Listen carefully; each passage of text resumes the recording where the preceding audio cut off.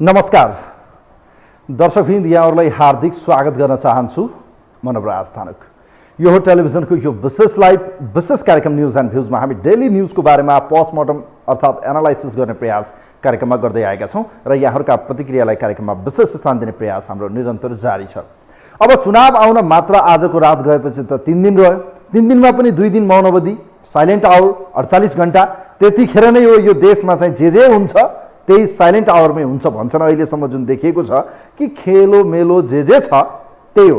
त्यतिखेर चाहिँ आवत जावत गर्न रोक हुन्छ, कुनै पनि चुनावी प्रचार प्रसार गर्न बन्देज हुन्छ, मतदातालाई प्रभावित गर्न कुनै डर धाक धम्की र यो त्यो भन्ने कुराहरू बिल्कुल गर्न मिल्दैन। त्यो साइलेन्ट आवर अर्थात् मौन अवधि भनेको उहाँहरूलाई शान्त भएर उहाँहरूलाई विवेक प्रयोग गर्ने र त्यो माहौल बनाउनका निम्ति निर्वाचन आयोग या निर्वाचन जो चाहिँ उहाँहरूको पदाधिकारीहरू हुनुहुन्छ निर्वाचन परिचालन गरेको उहाँहरूले आफ्नो माहौल तयार पार्ने र त्यसको तयारीका निम्ति राखिएको समय हो। तर के गर्नु, दुर्भाग्य भन्नुपर्छ, राति 11, 12, 2, 3 बजेसम्म के हुन्छ यो अहिलेसम्म देखेको विषय। यो भनिरहँदा फेरि अन्यथा नलागोस्, यो रियालिटी कुरा जुन बाहिर भएका विषय, सुनिएका विषय, हल्लाको विषय, रियालिटी कुरा हामीले बताइरहेका छौँ। वास्तवमै अब चुनावमा चाहिँ जुन हामीले देखिरहेका छौँ तुच्छ, बडो क्षुद्र, बडो तल्लो स्तरको चाहिँ गाली गुलोचमा उत्रे नेताहरू र यिनले कुनै घोषणापत्रको बारेमा चर्चा गरेका छैनन्, रोजगारीको बारेमा चर्चा गरेका छैनन्। यो देशमा अबको सरकार 5 वर्षमा के भए, के गरियो, अब कस्तो गर्ने कुनै दलको नेताले बोलेको सुनिएन। सिवाय फलानुले डिस्कानो गरिदिन्छु, फलानुले यो गरिदिन्छु, या भनौँ डाक्टर आर जुनानाले चाहिँ जुन किसिमको अभिव्यक्ति दिनुभयो, म 5-6 जनालाई चाहिँ मलेसिया पठाइदिन्छु, जुन विषय बाहिर आयो त्यसको प्रतिकाउन्टर के पाउनु भएको थियो नेकपा एमाले खेदो खन्न गइरहनु भएको छ। यतिखेर ओलीले देखिन नसक्ने हुनुभएको छ के उहाँले बजेट चाहिँ माइतबाट ल्याउने हो भनेर पनि भन्नुभयो।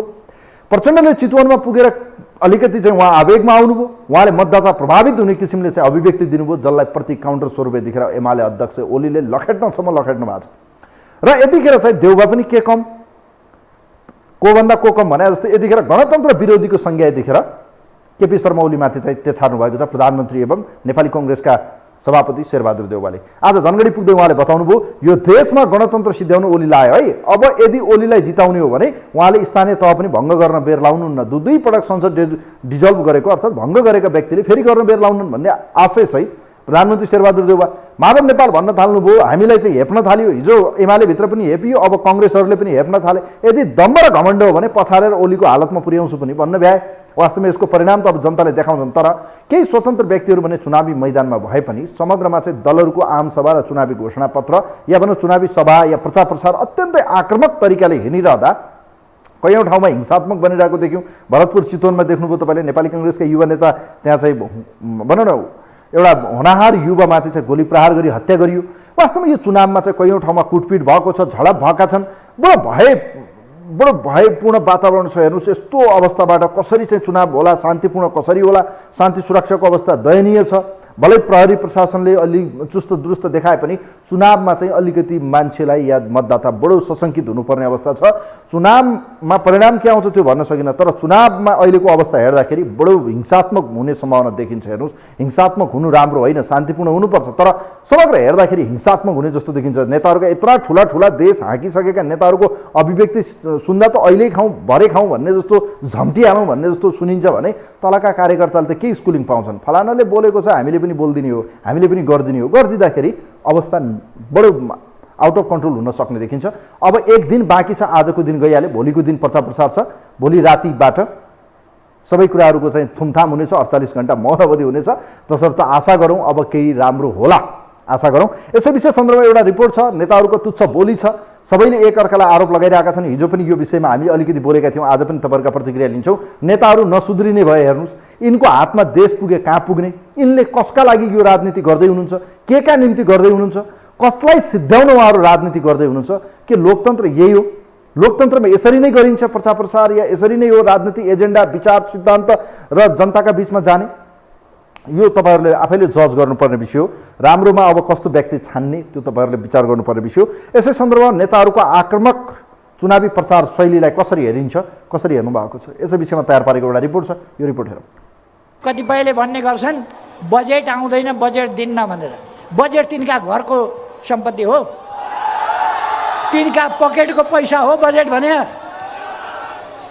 अनि कहिले दिँदैनन् बजेट, कति दिन यो अभिव्यक्ति प्रमुख प्रतिपक्षी दल नेकपा एमालेका अध्यक्ष केपी शर्मा ओलीको दैनिक जसो दोहोरिरहने भाषण हो, जहाँ सत्ता गठबन्धनले चुनावी सभा गर्छ त्यही सभा आयोजना गरी काउन्टर जवाब दिने गरेका ओलीले विशेषतः गठबन्धनमाथिको प्रहार कायम राखेका छन्। आफ्नो एजेन्डा प्रस्तुत गर्नुभन्दा गालीमै रमाउने गरेका उनलाई अहिले मसला बनेको छ माओवादी केन्द्रका अध्यक्ष पुष्पकमल दाहाल प्रचण्डको चितवनको र प्रधानमन्त्री पत्नी आरजु राणाले डडेलधुरामा दिएको अभिव्यक्ति। भरतपुरमा छोरीलाई मेयरको उम्मेद्वार बनाएका प्रचण्डले चुनावी सभामा गठबन्धन संविधान र देश बचाउन बनेको बताएका थिए। गठबन्धन भत्किए देश दुर्घटनामा पर्ने बताएका उनले काङ्ग्रेसी नेता कार्यकर्तालाई मेयरमा रेणु दाहाललाई जिताउन आग्रह गरेका थिए। काङ्ग्रेसबाट बागी उम्मेद्वारी नै परेको र प्रचण्डको प्रतिष्ठासँग जोडिएका कारण यहाँको नतिजाले गठबन्धनको भविष्य निर्धारण गर्ने विश्लेषणका बीच उनको यो अभिव्यक्ति आएको थियो। त्यसै गरी केही दिनअघि डडेलधुरामा आयोजित चुनावी सभामा प्रधानमन्त्री पत्नी आरजुले काङ्ग्रेस नजित्ने क्षेत्रमा बजेट दिन नसकिने बताएकी थिइन्, जसमाथि ओलीले निरन्तर प्रहार गरिरहेका छन्। 5 दलीय गठबन्धन भोटले जित्ने होइन। अघिल्लो पल्ट पनि भरतपुरमा हामीले हेरेका छौँ। भोटले जित्ने होइन, भोटले हारेपछि मतपत्र च्यात्ने, चपाउने, निल्ने, यसै गर्छ। के गर्न सकिन्छ नचाहिँदो त्यही गर्छ। प्रचण्डले भने हिजो पोखराकै सभामा चुनावमा अहिलेको गठबन्धन असफल भए देशको राजनीति दुर्घटनामा पर्छ भनेको प्रष्टोक्ति दिइसकेका छन् भने जनता धम्काएको भनेर गलत अर्थ लगाएको भन्दै असन्तुष्टि पनि व्यक्त गरेका थिए। यही बीचमा काङ्ग्रेसले पनि पत्रकार सम्मेलन नै गरेर प्रष्टीकरण दिएको छ। राणाले काङ्ग्रेसले जिते बजेट सुनिश्चित हुन्छ भनेको भए पनि बोलेको अलिकति मात्र काटेर हाल्ने प्रचलनले गलत अर्थ लागेको काङ्ग्रेसको प्रष्टोक्ति छ। बरु दोस्रो दर्जाको सरकार जसरी काङ्ग्रेसले जितेको ठाउँमा बजेट विनियोजन गर्ने काम पूर्व सरकारले गरेको आरोप लगाउँदै प्रवक्ता डाक्टर प्रकाश शरण महतले काङ्ग्रेसले भेदभाव नगर्ने बताएका छन्। त्यस्तै प्रचण्डले पनि धम्की नदिएको भन्दै बचाउ गरेका छन्। प्रचण्डजीले कुन प्रसङ्गमा के भन्नुभयो, तर चाहिँ धम्की दिने कुरा चाहिँ मैले सुनेको छैन। डाक्टर आरजुको कुरा छ, उहाँले पनि समग्रमा काङ्ग्रेस पार्टी जित्यो भने त्यहाँ चाहिँ बजेटहरू चाहिँ सुनिश्चित हुन्छ भन्ने सन्दर्भमा यहाँ त अहिले ट्याक्क कानेरबाट बिचको निकालेर सम्प्रेषण गर्ने चाहिँ चलन छ। धेरै चाहिँ विचार पुऱ्याएर तर इफ बट भन्दाखेरि पनि मिलाएर भन्नुपर्ने हुन्छ। उहाँले सिधा सरल तरिकाबाट हुन त राणाको अभिव्यक्तिलाई लिएर उजुरी समेत परेको छ। यता एमालेका उम्मेद्वारहरूका सवालमा पनि कैयौं उजुरी परेका छन्। आफ्नो आङको भैँसी नदेख्ने तर अर्काको आङको जुम्रा हेर्ने प्रवृत्तिका कारण यस्ता विषय चुनावी मसलामै सीमित हुने गरेको छ। फलत यस्ता कार्य गर्नेहरू अझ प्रोत्साहित भइरहेका छन्, जसले आचार संहिता पालनामा चुनौती थपिदिएको छ भने यही आरोप प्रत्यारोपकै कारण पनि आचार संहिताको धज्जी उडिरहेको छ।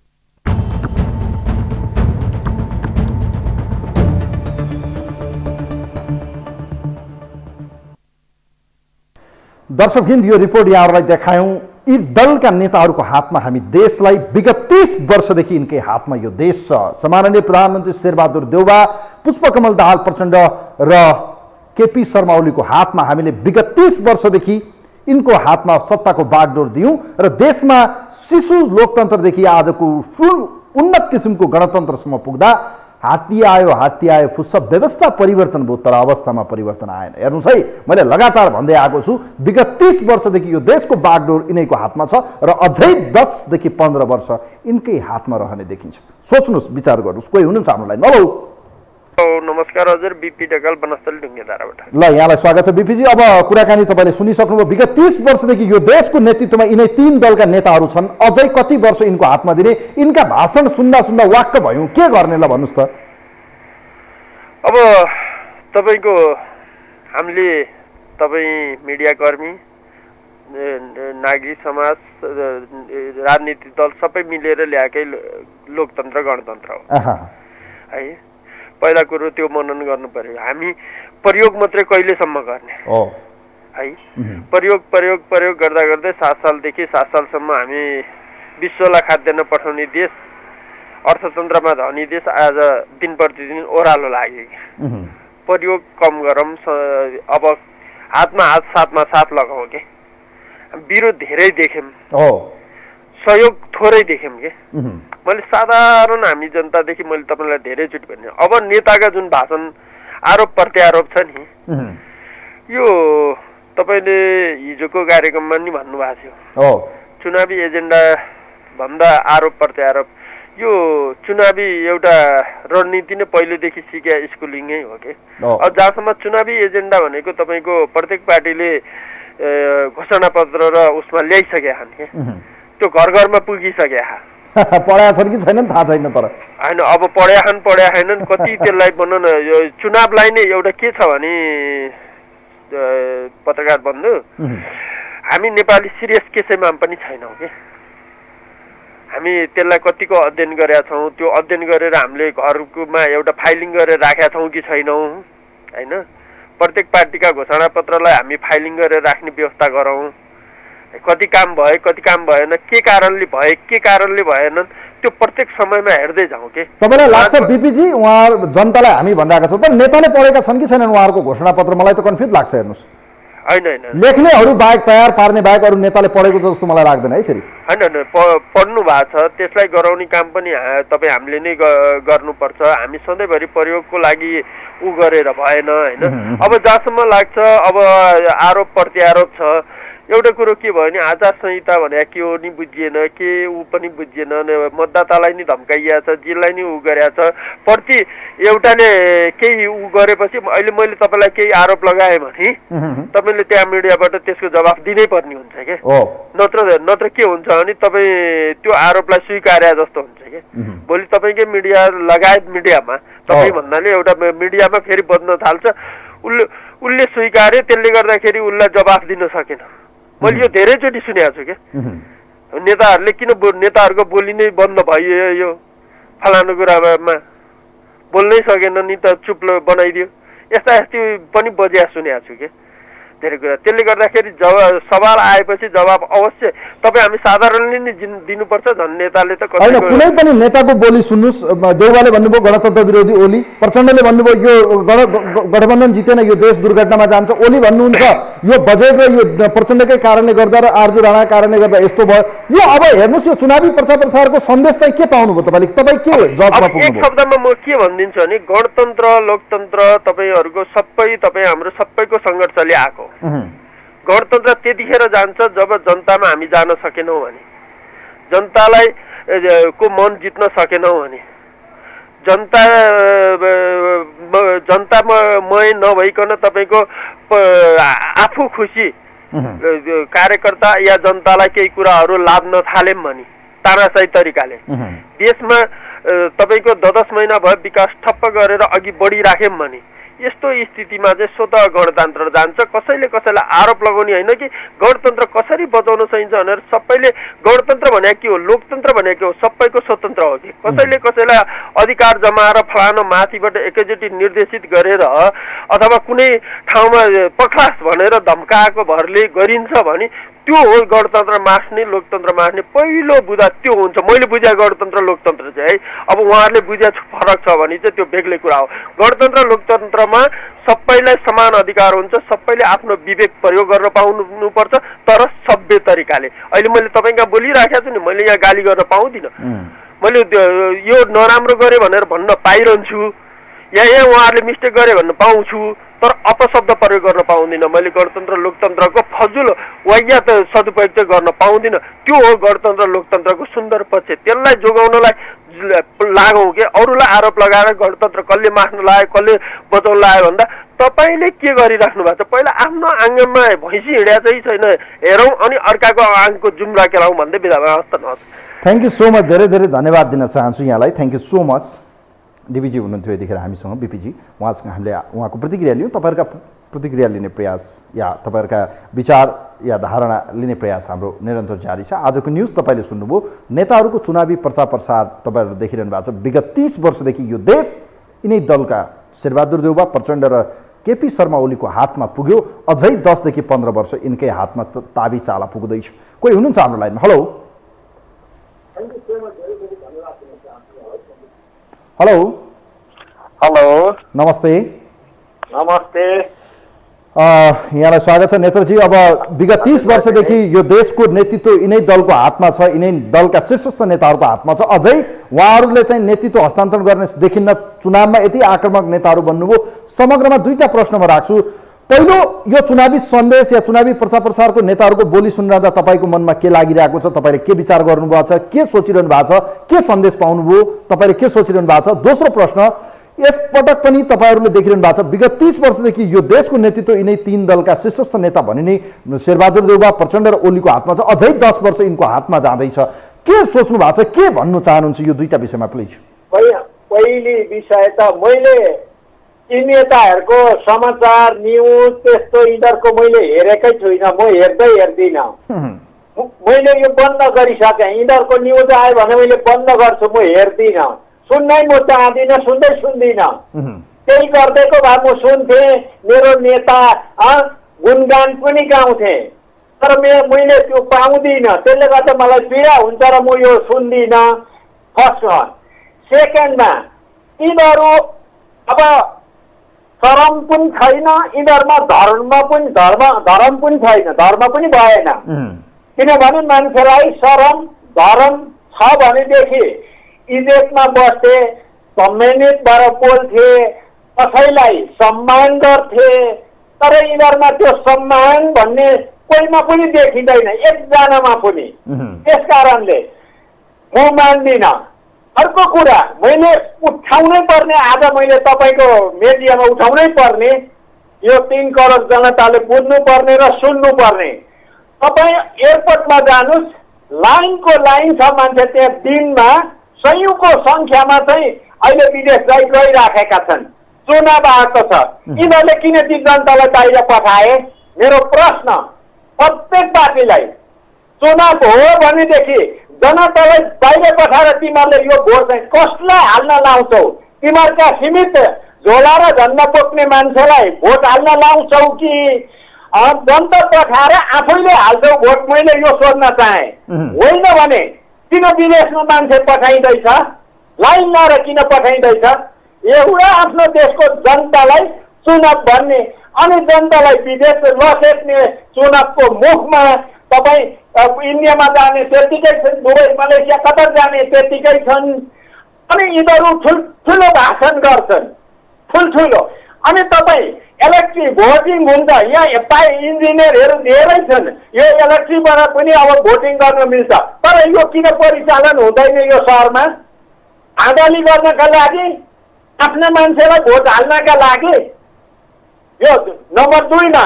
नम्बर 3मा के शेरबहादुर, प्रचण्ड, केपी, बाबुराम भट्टराईलाई हामीले यिनीहरूका परिवारलाई मात्रै जहिले पनि सम्पन्न बनाइरहनु पर्ने, यिनीहरूका परिवारलाई मात्रै हामीले पदमा पुर्याउनु पर्ने, यो कहाँको नियम हो? कुन कानुनमा कति दफामा छ? मैले सोध्न चाहे। लोकतन्त्र हो कि यो गणतन्त्र हो कि यो के तन्त्र हो? मैले यो बुझ्न पनि सकेको छुइनँ। अनि हामीले तपाईँको हाम्रो थाप्लामा 57-58 हजार ऋण छ, हामी 2 जना व्यक्तिलाई रोजगारी दिन सक्दैनौँ, अर्थतन्त्र जम्माडोल बनाउँछौँ, विद्यार्थीलाई विदेशमा पठाउँछौँ। यो अलिअलि भएका कलेज किन खोलेको? बन्द गरे भइगयो नि त, बन्द गरे हुन्छ। यिनीहरूले खाँदा, यिनीहरूले लाउँदा, यिनीहरू सम्पन्न बन्दाखेरि त यो देश सम्पन्न उहाँहरूले देश बनाउने भन्दा पनि एकले अर्कोलाई सिकाउनतिर लागिरहनु भएको छ। उहाँहरू एकले अर्कोलाई सिकाइदिने। अब यिनीहरूका साला साली आफू सम्पन्न बन्ने, जोइन देशन साला सम्पन्न बने, अनि सीमित कुन देशले पैसाहरू यिनीहरूलाई दानमा पानी खुवाउँछन् नि, यिनीहरूलाई सम्पन्न बनाउने हुन्। 100% यिनीहरूले नेपाल बनाउँदैनन् र नेपालले सुख पनि दिँदैनन्। यिनीहरू हुन्जेल, यी 8-10 जना हुन्जेल। थ्याङ्क यू सो मच, यहाँलाई धन्यवाद दिन चाहन्छु। नेपाल बन्दैन। थ्याङ्क यू सो मच, धेरै धेरै धन्यवाद। थ्याङ्क यू सो मच, धेरै धेरै धन्यवाद छ। थ्याङ्क यू सो मच नेत्रजी, धेरै धेरै धन्यवाद छ यहाँलाई। यहाँको विचार लियौँ, यहाँको विचार हामीले प्रसारण गऱ्यौँ र यतिखेर विशेष गरी यो चुनावी माहौल अत्यन्तै सरगर्मी बढेको छ। आक्रमण तरिकाले चाहिँ एउटा भनौँ आक्रामक तरिकाको चाहिँ चुनावी प्रचार शैली हेर्दाखेरि झम्टिनै खोजेको हो कि त्यो 6 किसिमको देखिन सक्ने, कसैले कसैलाई एउटालाई म दोष दिन्न, सबैमा त्यो किसिमको अहङ्कार, दम्भ, घमण्ड र एक किसिमको तुस साधेको जस्तो देखिन्छ। हेर्नुहोस्, कोही हुनुहुन्छ हाम्रो लाइनमा, उहाँलाई वेलकम गर्न चाहन्छु। हेलो हेलो हजुर नमस्कार नवराज सर, म खड्ग पौडेल बुढालिङ कण्ठमा। हजुर ल पौडेल सर, अब यो चुनावी प्रचार प्रसारको सन्देश के पाउनुभयो? एउटा प्रश्न। दोस्रो प्रश्न, विगत 30 वर्षदेखि यो देशमा हामीले शिशु लोकतन्त्रदेखि गणतन्त्रसम्म पुग्यौँ, तर यी सबै नेता हिजो पनि हिरो आज पनि हिरो छन्, तर यी अझै 10 वर्ष यो सत्ताको वरपर रहने देखिन्छन्। अहिलेको यो जुन दौडधुप मैले देखिरहेको छु, तपाईँहरूलाई पनि लाग्छ होला अझै 10 वर्ष यी नेताको वरपर देशको चाबी ताला पुग्दैछ। के भन्न चाहनुहुन्छ यो दुईटा विषयमा? यहाँको विचार जान्न चाहन्छु म पौडेलजी। हजुर, अब हामी सम्पूर्ण नेपालीहरूको चाहिँ चेतनाका कमी, सोच विचारका कमी, व्यक्ति नचिन्नु, अब आचरणहीन गरेर अब यहाँ सत्ता दोहन, नेपालीलाई पीडा बिजोग बनाएर खाइरहन पाएकाहरू अब 1 वर्ष भयो यिनीहरू आरोप प्रत्यारोप भनाभन त यस्तो म यस्तो ल हेर्नुहोस्। अब यो राष्ट्रको जुन किसिमको चुनावको समयमा एउटा एजेन्डाका कुरा भाषणमा हुनुपर्ने, उसले उसलाई गाली। अब यो के हुन्? महान हुन् यिनीहरू। अब यिनीहरूलाई नेपालीले नचिन्नु किन? म यो गजब लागेको छ। नेपाली अब त्यो गणेशमानले भेडा बन्थ्यो, म पनि एउटा नेपाली हुँ। अब यी पशु टाइपका धर्म शरम ज्ञान सबै हराएका अहिले त चुनावको चाहिँ एउटा भाषण गर्ने, जनताहरूलाई यो काम गरी यो काम भएन, यो काम हामी गर्दै थियौँ, अब यसरी जान्छौँ भन्न पर्ने होइन नेपालीहरूलाई।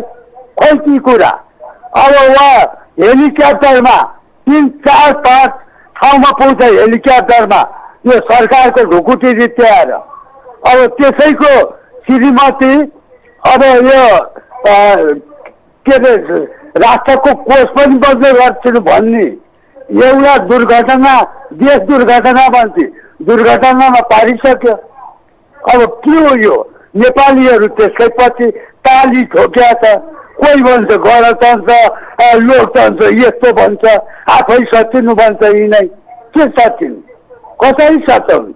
किन सचाउनु? यही त मैले भने नि त पौडेलजी, अझै 10 वर्ष अब संविधानको नाममा मिनिमम अझै 10 वर्ष यिनको हातमा चाहिँ देशको चाबी ताला छ। संविधानको नाममा, गणतन्त्रको नाममा, लोकतन्त्रको नाममा यिनीहरूलाई भ्रष्टाचार गर्न दिइरहने, राष्ट्र मेटाउने, जनता गरिब पार्ने, त्यो संविधान च्यात्नुपर्छ, यो गणतन्त्र फाल्नुपर्छ मेरो लागि। होइन भने जनताको चेतना हुन पर्यो। यहाँ भोलि गिजै हुँदै हुन सक्छ मै जस्तो एउटा नेपाली भयो भने। हजुर नमस्कार, थ्याङ्क यू सो मच। धेरै धेरै धन्यवाद दिन चाहन्छु पौडेल सर यहाँलाई, यहाँको विचारका निम्ति। तपाईँहरूका विचार प्रतिक्रियाहरू लिने प्रयास कार्यक्रममा निरन्तर हामीले गर्दै आएका छौँ र विशेष गरी यतिखेर चुनावको सरगर्मी बढेको छ। चुनावको यो सरगर्मीमा बडो आक्रामक तरिकाले, तुच्छ किसिमले खाइहालौँ झम्टिहालौँ भन्ने तरिकाले चाहिँ यतिखेर दलका नेताहरूको चुनावी शैली देख्दा लाग्छ यो चुनाव कुनै एजेन्डा समाज बनाउने, गाउँ बनाउने छैन, सिद्ध्याउने है। फेरि एकले अर्कोलाई धारे हात लाएर तँभन्दा म के कम। कोही हुनुहुन्छ हाम्रो लाइनमा, उहाँलाई वेलकम गर्न चाहन्छु। नमस्ते, यहाँलाई स्वागत छ कार्यक्रममा। हेलो हेलो नमस्कार। नमस्ते, कहाँबाट को बोल्नुभयो म्याडम? बारा जिल्लाबाट म सुनिता खतिवडा। ल खतिवडा म्याडम, यहाँको प्रतिक्रिया म तपाईँको विचार सुन्न चाहन्छु। विशेष गरी अहिले चुनावी प्रचार प्रसारको शैली हेर्दा यो सन्देश के पाउनुभयो? तपाईँले के बुझिरहनु भएको छ? एउटा सर्वसाधारणको नजरले हेर्दा तपाईँको मनमा के कुरा खेल्यो? एउटा कुरा। दोस्रो कुरा, विगत 30 वर्षदेखि यो देशको बागडोर यिनै नेता, शीर्षस्थ 3 नेताको हातमा छ। अझै 10 वर्ष यिनकै वरपर देश चल्ने देखिन्छ। के सोचिरहनु भएको छ? तपाईँको दिमागमा के चलिरहेको छ? किन यस्तो भयो? किन नेताहरू चाहिँ आफ्नो शैलीमा सुधार गरेनन्? यो लोकतन्त्र भने बोल्न पाउने भन्ने जे पनि बोलिदिने हो कि के लाग्छ म्याडम तपाईँलाई? खतिवडा म्याडम। हजुर म त हजुर तपाईँले टेलिभिजन हेर्दै हुनुहुन्छ, फेरि ढिला हुन्छ है। हजुर हजुर हजुर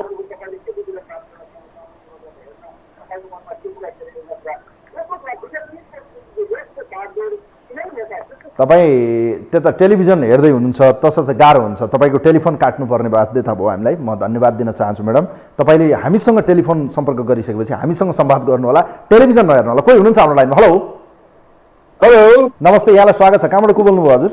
ए म पनि बाह्रै जिल्लाको चाहिँ बस्नेत परे यार। हजुर भन्नुहोस्। ल, यहाँले आफ्नो विचार राख्नुहोस्। अब चुनावको प्रचार प्रसार नेताहरूको भाषण सुन्दा तपाईँको मनमा के कुरा खेल्यो? एउटा कुरा। दोस्रो कुरा, विगत 30 वर्षदेखि यो देशको नेतृत्व, यो देशको बागडोर यिनै 3 शीर्षस्थ नेताको वरपर छ। अझै 10 वर्ष यिनकै वरपर रहने देखिन्छ। देश बन्ने देख्नुहुन्छ तपाईँ? कहीँ कतै देश बनाउँछन् यिनले लाग्छ? म एउटा सानो कुरा तपाईँलाई, यो हो टिभी भन्ने चिजमा जति तपाईँ चिन्तित हुनुहुन्छ नि, हजुर, मलाई जहाँसम्म लाग्छ नेपाली तपाईँ जस्तो भइरहेदेखि नि मलाई जहाँसम्म लाग्छ कसैले पनि चाहिँ आज चाहिँ यो दुर्दशा हेर्दै पर्दैन थियो कि। हेर्नुहोस्, हामी 12 बजे राति सुतेको बेलामा लादिएको संविधान तपाईँले र हामीले हिजोसम्म त मै हुँ भन्ने मान्छे आज फुटपाथमा आइसक्या हेरिसक्नु भएको छ। यी भनाउँदा यी 4वटा यी छन् नि हजुर, बाजे एउटा काजी, यी बाहेक अरू ल बताउनुहोस् त गरिबले आजसम्म के पाएको छ? म त एउटै चिज तपाईँलाई आज आग्रह गर्न चाहन्छु। गरिब त हिजो कमाएर खाएको थियो, त्यो कमाएरै खानेछ। धनीशाला हिजो छे त्यो कहाँ छन्? मलाई काठमाडौँमा बस्ने ठुला 4वटा घर भएका मान्छे छन् नि हजुर, यी चाहिँ नि यी नेपाली नै होइनन्। यी मजौलिया भन्ने जुन छ नि मध्य वर्गको तपाईँ हामी जुन आफ्नो परिश्रम बेचेर खाने, हजुर, आज तिनका के हालत हुन्छ भन्ने चिज नि यिनले सोचेको छैन। म के भन्छु भने यो चुनाव हेर्नु होला, चाहे 1 नम्बरमा ऊ जाओस् या 1 नम्बरमा ऊ जाओस्, यो मतलबको कुरो होइन। हामीलाई चाहिएको शान्ति सुरक्षा, भेरी गुड। दोस्रो कमाएर खाने बाटो, चौथो भनेको चिज के भने आफूसँग भएको जुन चाहिँ परिश्रम चाहिँ आफूसँग योग्यता। हेर्नुहोस्, देश चल्नको निम्ति 3टा चिजको मात्रै चाहिँ आवश्यकता हुन्छ। एउटा सुरक्षा, एउटा न्यायालय। यो सिर्फ गरिबको लागि। म काठमाडौँमा होइन कि, म 12 बस्छु, मेरो 8 बिघा 10 बिघा जग्गाको चाहिँ घरभित्रमा बस्छु, मेरो छेउमा कोही आउनै सक्दैन। न्याय भनेको र सुरक्षा भनेको गरिबलाई हो के, यिनले आश्रम दिएको छ। तपाईँले अहिले देखिरहनु भएको छ नि सर, तपाईँले अहिले देखिरहनु भएको छ नि, समाज अति असुरक्षित छ र दिनदाडै गोडी चल्न थालेको छ, दिनदाडै काटमार सुरु भएको छ, चुनाव यति हिंसात्मक हुने सम्भावना देखिएको छ। मैले बारम्बार भन्दै आएको छु, यसपटकको चुनाव बडो हिंसात्मक हुने देखिन्छ। नेताहरूको बोली त यति तुच्छ छ, यति आक्रामक छ त तलको कार्यकर्ताले टेन्सन लाग्छ सर तपाईँलाई? कहाँ हुनुहुन्छ हेर्नुहोस्, कहाँ हुनुहुन्छ? जब जसको नेता हुनको क्वालिफिकेसन भनेकै 14 वर्ष जेल बसेको चाहिने र नेता भनेको कस्तो भने चाहिँ मैले यति वर्ष बिपी कोइरालाको नाउँमा आज सारा काङ्ग्रेसले खाइरहेको छ। बिपी कोइरालाको नाममा सारा काङ्ग्रेसले आज चाहिँ नि उसको नाम बजाएर खाइरहेको छ। आज काङ्ग्रेस जस्तो छ गठबन्धन भने। आज तपाईँले आफैले भन्नुभयो, हेर्नुहोस् त, एजेन्डा माने राजनीति गर्नेसँग त एजेन्डा हुनुपर्ने हो। एउटा कपडालाई तपाईँले 4वटा 5वटा तालो लाउनु भयो भने त्यसको बहुरङ्ग हुन्छ क्या, त्यो चिनिन्न क्या, यसको रङ के हो भन्ने थाहा हुँदैन क्या, त्यही हो यो। अब उसलाई त ज्योतिषीले चाहिँ सुन्नु न, मैले कुरा काटेँ तपाईँको, उसले त 4-5 चोटि 7 चोटि प्रधानमन्त्री, आजसम्म चाहिँ 2 चोटि 3 चोटि नभएको प्रधानमन्त्रीहरू यिनले के गरे? यो त स्पष्ट छ नि। त्यही त मैले म त के भन्छु भने नि 2051-52 सालदेखि 2080 सम्म पनि अहिले प्रधानमन्त्री तिनै व्यक्ति हुनुहुन्छ। विगत 30 वर्षदेखि यो देशको नेतृत्वमा तिनै दलका नेता, यिनै 3वटा 4वटा नेता छन्। अझै 10 वर्ष म ठोकुवाका साथ भन्न सक्छु, अझै 10 वर्ष यो देशको नेतृत्व यिनकै वरपर रहन्छ। जसलाई जे भन्न मन लाग्छ भन्नुस्, मैले त यति भन्नु। ल सुन्नुहोस्, म आज ठोकुवाको भन्छु भने आज म तपाईँलाई ठोकुवाको साथ भन्छु। यिनका दिनगन्ती सुरु भयो। स्थानीय चुनाव भन्ने नै यो एउटा देशको राजनीतिको यो बेसमा जब म हार्छु र म अब चाहिँ नि यसले लिने हो संसदको चुनावमा चाहिँ नि समानुपातिक भनेर राखेको छ। यो बेसले चाहिँ नि जहाँ यिनीहरूले यो अहिले जुन भएको मान्छे जुन शेरबहादुर देउपा छ ऊ हार्ने स्थिति, किनकि तपाईँले मैले दिएको भोट चाहिँ नि काउन्ट गरेर चाहिँ नि एउटा निर्वाचित हुन्छ, एउटा समानुपातिकमा हुन्छ। यो काउन्ट हुने बित्तिकै हेर्नु होला देश दुर्घटना होइन कि त्यसै दुर्घटना चाहिँ प्रचण्डले आफूले होइन कि हामी जस्तो देश यो नागरिकले हामीले गर्ने हो। यहाँलाई म धन्यवाद दिन चाहन्छु sir. Thank you so much. यहाँको विचारका निम्ति धेरै धेरै धन्यवाद दिन चाहन्छु। वास्तवमै यो देशमा तपाईँहरूले मनन गर्नुपर्ने दुईटा विचारलाई म आज अलिकति कोट गर्न चाहन्छु। त्यसपछि म जाँदा जाँदै डाक्टर आरजु राणा देउवाको बारेमा केही बताउने छु। कोही हुनुहुन्छ हाम्रो लाइनमा, म एकैछिनमा वेलकम गर्नेछु उहाँलाई। तर अहिले जुन दुईटा अभिव्यक्ति छ, एकातिर चाहिँ देश दुर्घटनामा जान्छ, गठबन्धन हार्यो भने जुन अभिव्यक्ति प्रचण्डले दिनुभएको छ, अर्को अभिव्यक्ति बडो महत्त्वपूर्ण अभिव्यक्ति छ। असार 17 गतेपछि यो देशमा ठुलो एउटा चेन्ज आउँछ भनेर ओलीले बोल्दै हिँड्नु भएको छ। ठोकुवाका साथ उहाँले भन्नु भएको छ असार 17 गतेपछि यो देशमा परिवर्तन हुन्छ। यो दुईटा अभिव्यक्तिलाई फेरि हेर्नुहोस् है। चुनावमा गठबन्धन हार्यो, देश दुर्घटनामा जान्छ। ओलीले भनिरहनु भएको छ देश असार 17 गतेपछि फरक लाइनमा जान्छ। पोइन्ट सुड बी नोटेड है। कोही हुनुहुन्छ हाम्रो लाइनमा, उहाँलाई वेलकम गर्न चाहन्छु। नमस्ते, यहाँलाई स्वागत छ कार्यक्रममा। हजुर नमस्ते सर। कहाँबाट को बोल्नुभयो हजुर? हजुर म झापाबाट पारस ढुङ्गाना। ल ढुङ्गाना सर, यहाँको प्रतिक्रिया, म यहाँको विचार जान्न चाहन्छु। चुनावी प्रचार प्रसार तपाईँले देखिरहनु भएको छ, नेताहरूका बोली सुन्दा तपाईँको विचार, तपाईँको मनमा के कुरा खेलिरहेको छ, एउटा प्रश्न। दोस्रो प्रश्न, यो देशको विगत 30 वर्षदेखि नेतृत्व यिनै दलको हातमा छ, यिनै नेताको हातमा छ, जो अहिले सत्ताको वरपर प्रतिपक्षमा हुनुहुन्छ। अझै 10 वर्ष यिनकै वरपर यो देशको नेतृत्व रहने देखिन्छ। तपाईँले के सोचिरहनु भएको छ? प्लिज तपाईँको विचार म जान्न चाहन्छु। सर सुन्नु न, एउटा मैले 5 कक्षामा सुन्नु, हजुरको कुरा काटेँ मैले 5 कक्षामा पढ्दाखेरि एउटा सुनेको थिएँ, सानालाई ठुलालाई चाहिने साधुलाई सुली छ, चम्बरेलाई चौतारे हुने आश्चर्य कली छ भन्ने सुनेको थिएँ सर। जसरी उहाँहरूले यस्तो गहन पदमा बस्ने उहाँहरूले यस्तो कस्तो भन्नु, यो एकदम तल्लो निकाय सर, यो के भन्ने यसलाई भन्ने पनि ठाउँ छैन क्या सर।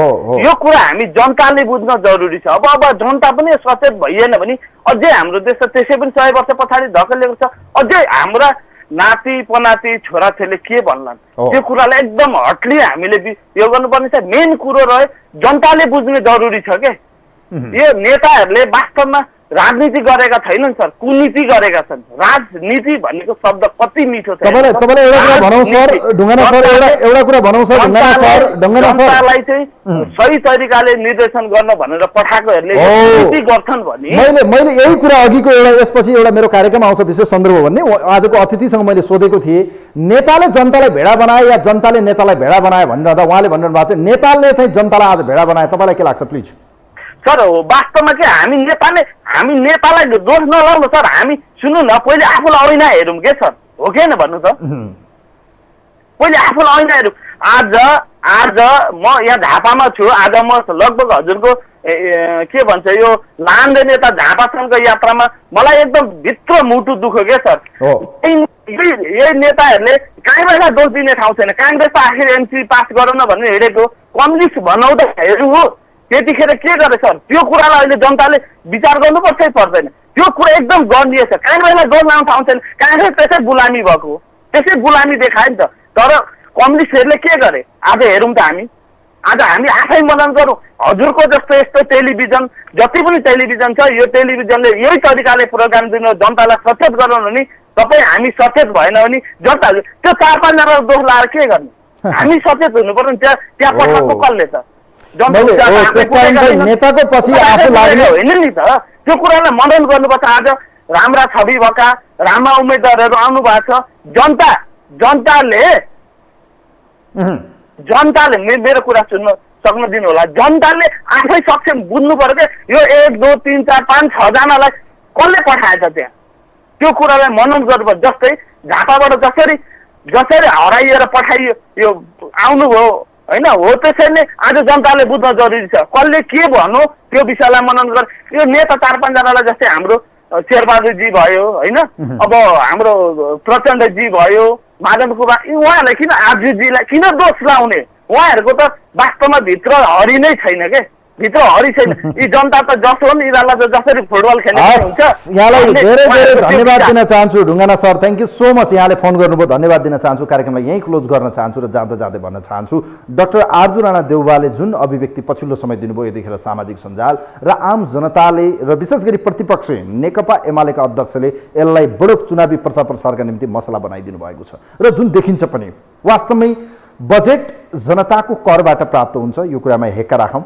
कसैले पनि यो पेवा होइन नसोचौँ। यो जनताको सेवक हुन्, जनताको सेवा गर्ने हो, जनताले तिरेकै कर हो। कति मान्छेहरू आज हाम्रा युवा युवतीहरू विदेश हुनुहुन्छ, उहाँहरूले रेमिट्यान्स पठाइरहनु भएको छ, त्यो पनि हो। भन्सार कर उठाइन्छ, राजस्व उठाइन्छ, जनताले तिरेको घर बहालदेखि लिएर जग्गा धनी पूर्जा सबै करहरू, खानेपानीदेखि बिजुली बत्ती सबै हामी तिर्छौँ। तसर्थ सोच्नुहोस्, इन्कम हामी पनि तिर्छौँ। 1% हामीले सरकारलाई ट्याक्स तिर्दै आएका छौँ। त्यो ट्याक्सको हामीले जवाबदेहिता खोज्ने हो। हेर्नुहोस्, तसर्थ म जाँदा जाँदै भन्न चाहन्छु, एउटा यस्तो अस्त्र हो यो मत, जुन भोलिबाट बोल्न मिल्दैन। म आज बोल्छु, भोलि मौन अवधिमा के गर्ने के नगर्ने म तपाईँहरूलाई बताउने छु। र विशेष गरी यो यस्तो एउटा मौका र यस्तो एउटा तपाईँहरूसँग शक्ति छ जुन शक्ति कसैले किन्न सक्दैन। चाहे त्यो जति धनाढ्य होस्, जति पैसावाला होस्, तपाईँहरूलाई प्रलोभन दिन्छ भने पनि तपाईँसँग यस्तो एउटा शक्ति छ जुन भोटिङ राइट्स अर्थात् मताधिकार या तपाईँले मत दिने जुन राइट्स छ, यो कसैले चोर्न सक्दैन। यो कसैकोसँग तागत छैन। हेर्नुहोस्, तपाईँलाई खरिद गर्न आउँछन् भने नो भनेर भन्नुहोस्, रिजेक्ट गर्नुहोस्, देखाउनुहोस् इमान यसपटक कि जनताको तागत के हुन्छ। कस्ता कस्ता मयो भन्ने शासकहरू चाहिँ जनताको तागतले चाहिँ पाखा लगाएर चाहिँ स्विप गरेका छन्, अर्थात् झाडु लगाएर चाहिँ हुरी बतास लाए जसरी पछाडिएका छन् भने जनताको तागत, यो तागतलाई एकचोटि चिन्नुहोस्। मैले बारम्बार भनेको छु, मतको महत्त्व बुझ्नुहोस् है, मत दिन जानुहोस्, सही व्यक्तिलाई चयन गर्नुहोस्। यदि तपाईँहरूले मतलाई चाहिँ बेवास्ता गर्नुभयो, के हो मैले नदिए के फरक पर्छ, अरूले दिइहाल्छ, होइन, तपाईँले दिनुपर्छ। यो राइट्स तपाईँसँग मात्रै छ र यस्तो एउटा अस्त्र जुन संसारमा जनतासँग भएको यो राइट्स, जुन फन्डामेन्टल राइट्स अर्थात् संवैधानिक राइट्स हो, यो कसैले पनि हल्लाउन सक्दैन। तपाईँले चाह्यो भने सही ठाउँमा ठोक्नुहोस्, भनेको सही ठाउँमा स्वस्तिक चिन्ह लाउनुहोस्। हस्, कार्यक्रमलाई यही बिट मार्छु। कार्यक्रमको इन्टायर टिमसँगै आजलाई कार्यक्रमबाट म पनि बिदा हुन्छु। नमस्कार।